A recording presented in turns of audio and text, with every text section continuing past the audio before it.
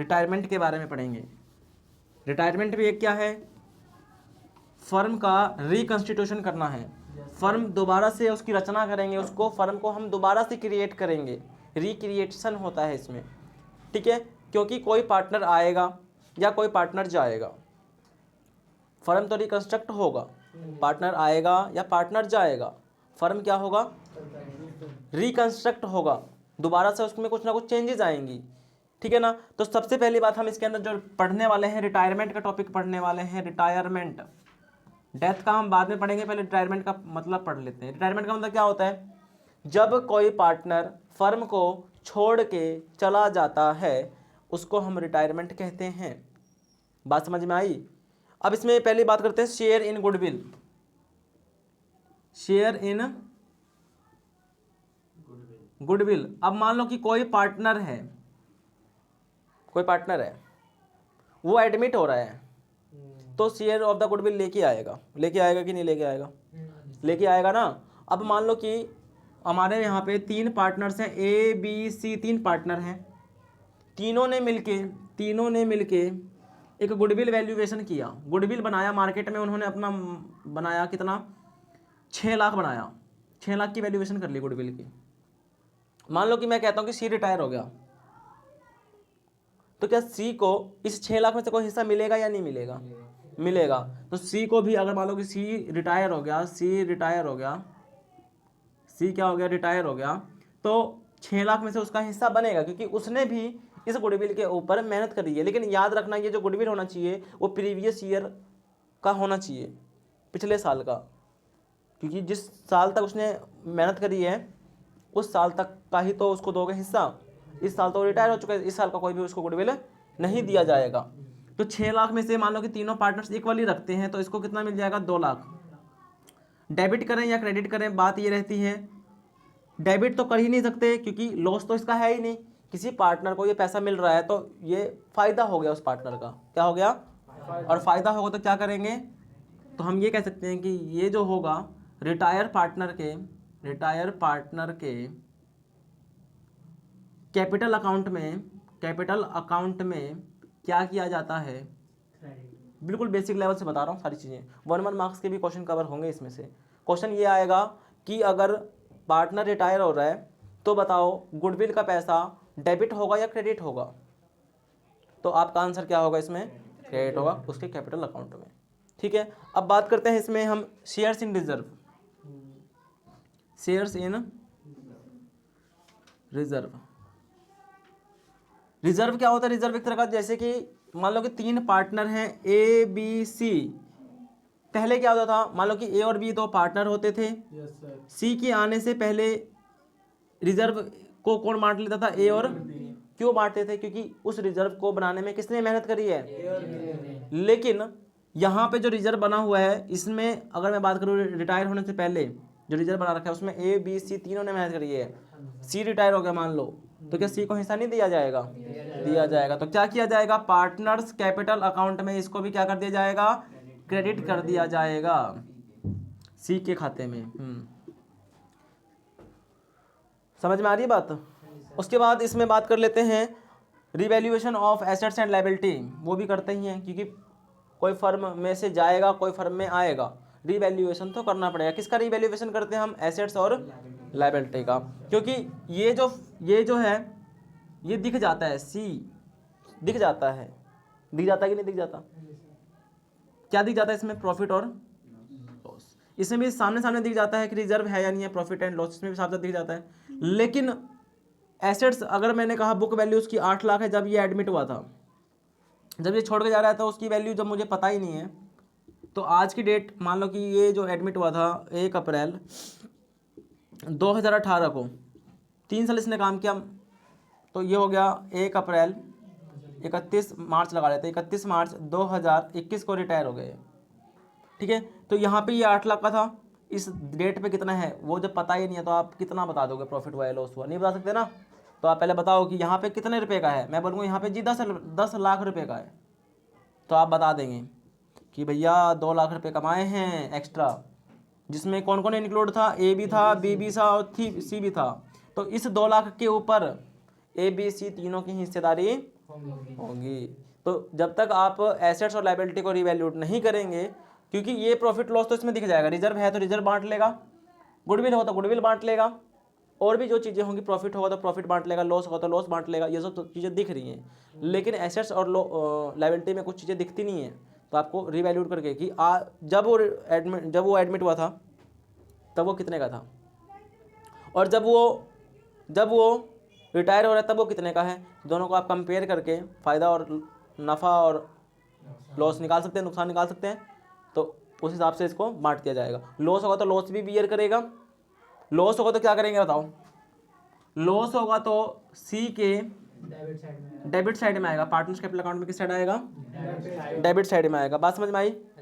अब हमें कुछ अकाउंटिंग प्रॉब्लम्स को देखना पड़ेगा। जब पार्टनर्स हमारा रिटायर होता है तो हमें कुछ अकाउंटिंग प्रॉब्लम्स को देखना होता है। कौन कौन सी होती है वो अकाउंटिंग प्रॉब्लम्स को डिस्कशन करते हैं अभी।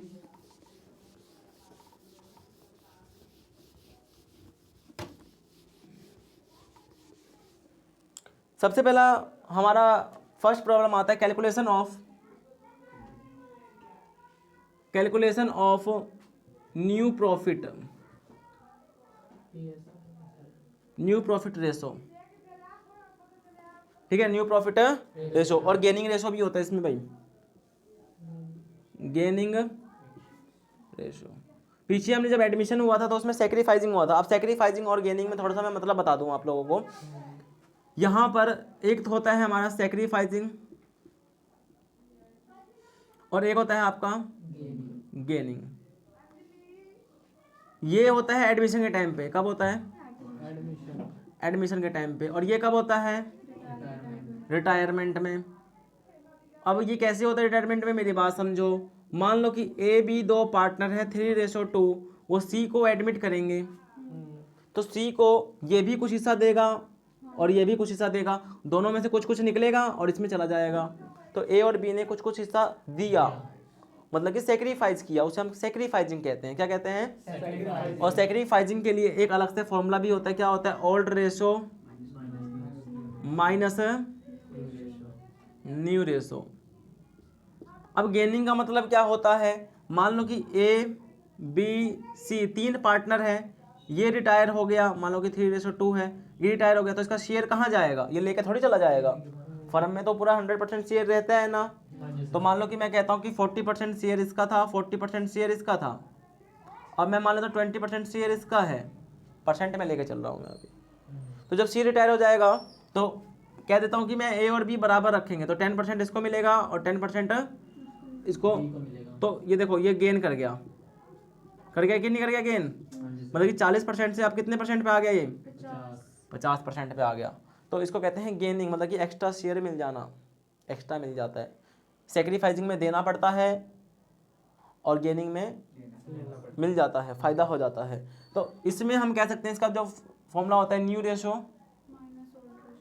New ratio minus. ठीक है, बात समझ में आ रही है। तो पहला केस तो आपका यही है, पहला तो आपको यही कैलकुलेशन करना पड़ेगा। दूसरी जो कैलकुलेशन ट्रीटमेंट ऑफ गुडविल। ये तो treatment of goodwill when partner is retire वाला केस है। एक एक करके सभी टॉपिक्स की बात कर रहा हूँ, टॉपिक्स लिख रहा हूँ अभी। और उसके बाद रिवैल्यूएशन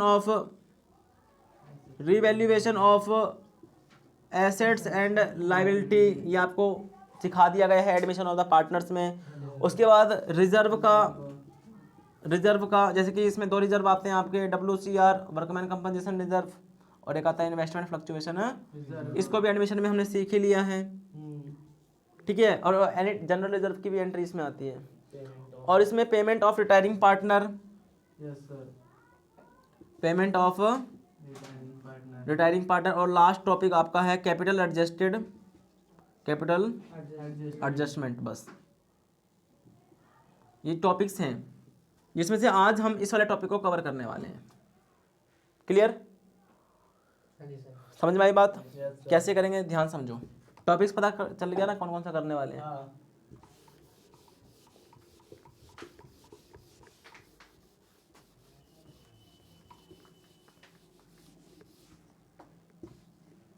तू उंगली मटका रहा है, मेरे को लगा मेरा बोर्ड टूट रहा है।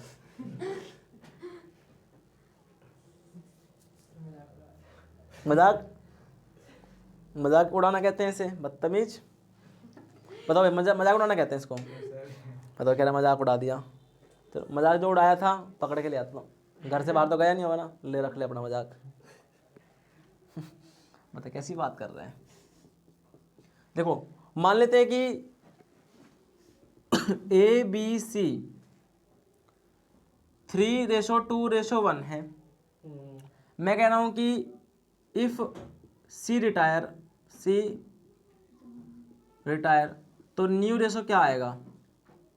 C जब रिटायर हो गया तो न्यू रेशो क्या बच गया, 3:2। अच्छा, मैं कहता हूं कि अगर B रिटायर हो गया तो B को छुपा लो, B को हटाओ, क्या बच गया 3:1। ये न्यू रेशो आ गया। न्यू रेशो बता रहा हूँ इसमें मैं, ठीक है। अब उसके बाद बात करते हैं, अगर A रिटायर हो गया तो 2:1, क्योंकि A रिटायर हो गया तो 3 हट गया तो 2:1। एक तो ये हो गया, क्लियर। अगर मान लो इसमें से एक क्वेश्चन उठा लेते हैं। क्वेश्चन ये है कि ABC 3 पार्टनर हैं जिनका रेशो ये है 5:4:3। 5:4:, B रिटायर हो गया, ये A का शेयर है, ये B का शेयर है और ये C का शेयर है। तो B का जो शेयर है वो कितना है, 4/4, 5 9 3 12, 4/12। B रिटायर हो गया, वो डिवाइड करेगा A और C को इक्वली, मतलब कि 1:1। ये A रखेगा और ये C रखेगा, ठीक है। तो देखो जैसे ही C हटा उसका शेयर अब खुला पड़ा है, दोनों भूखे शेयर की तरह दौड़ेंगे, A और C किसके पीछे, इस शेयर के पीछे। तो इस शेयर का कितना हिस्सा, इस शेयर का लिखेंगे एज शेयर। A ने कितना शेयर लिया, A लेगा कितना शेयर, 4/12 था। B शेयर, B का कितना शेयर बनेगा इसमें, 4/12 था। कितना हिस्सा लेगा वो, इसमें 1/2, इसमें भी 1/2, तो 4/24, 1/6 कर सकते हैं। ये इतना शेयर उसको मिल रहा है, B का इतना शेयर A को मिलेगा, A को इतना मिलेगा और C को इतना मिलेगा। पहले कितना था A और C का, A शेयर पहले कितना था 5/12, अब इतना मिल गया एक्स्ट्रा, तो 1/6 ऐड करो, ऐड करेंगे भाई। उसमें C का शेयर पहले कितना था 3/12, 1/6 मिल गया। अब फिर से दोनों को ऐड करेंगे तो कितना आएगा, 12, 5 प्लस में 2, 7/12, 12, 3 प्लस में 2, 5/12। अब न्यू रेशो कितना आ गया, न्यू रेशो आ गया 7:5। 7 दोनों को ऐड करेंगे, टोटल के नीचे आ जाएगा बराबर 12, ठीक है। जरूरी नहीं है ये रेशो में ही लेगा, वो 3:2 भी बोल सकता है, वो ओनली A को दे सकता है, वो ओनली C को भी दे सकता है। हो सकता है नहीं हो सकता, हो सकता है भाई ऐसा भी। तो ये सारे केसेस फर्दर आगे आपको कॉपी में करने हैं, क्योंकि किताब में बहुत सारे सवाल हैं इसके ऊपर। जो भी फर्दर डाउट्स आएंगे मैं आपको बता दूंगा, और बाकी आपको घर पे बैठ के इनकी प्रैक्टिस करनी है।